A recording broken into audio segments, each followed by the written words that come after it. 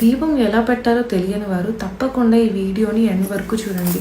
మనలో చాలామందికి దీపం ఎలా పెట్టాలి అన్నది తెలియదు.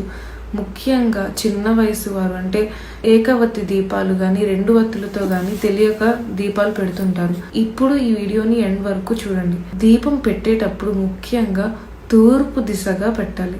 3 వత్తులు వేసి బ్రహ్మ విష్ణు మహేశ్వరులకు అంకితం చేస్తూ తూర్పు దిశగా దీపం వెలిగించాలి. అలా వెలిగించడం ఎంతో శ్రేయస్కరం.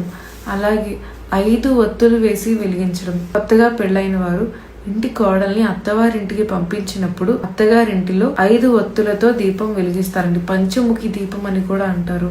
ఈ పంచముఖి దీపం వెలిగించడం ద్వారా పంచభూతాలు ఆ ఇంట్లో మమేకమయ్యి ఆ ఇంట్లో ముఖ్యంగా ఇంటి కోడలు మొదటిసారి వచ్చినందువల్ల ఇంట్లో ధనధాన్య అభివృద్ధి పెరుగుతుందని, అలాగే సుఖ సంతోషాలతో తొలుతోగుతారని నమ్మకం. అలాగే ఏకవత్తి దీపం. ఈ ఏకవత్తి దీపం ముఖ్యంగా మనిషి చనిపోయినప్పుడు తన తల దిశగా పెడతారు. అంతిమ కార్యక్రమాలు పూర్తయి బయటికి వెళ్లే వరకు ఆ దీపాన్ని వెలిగిస్తూనే ఉంటారు. కుటుంబ సభ్యులు కాకుండా బయట వారి చేత వెలిగిస్తారు. అలాగే 365 వత్తులు. సహజంగా కార్తీక మాసంలో అందరూ 365 వత్తుల్ని వెలిగిస్తూ ఉంటారు.